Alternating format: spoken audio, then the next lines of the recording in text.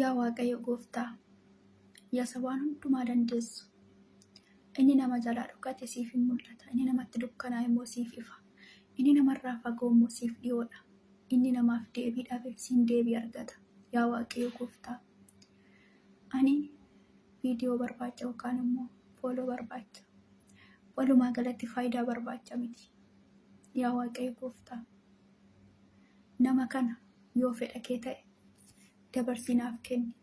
Akkuma ati dabarsitee naaf kennite, anis immoo haadha manaa gaarii ta'ee bakka haadhaa, bakka abbaa, bakka obboleessaas, bakka obboleettis, bakka waan hundumaa bu'ee amanamee wajjin jiraachuudhaaf murteesseera.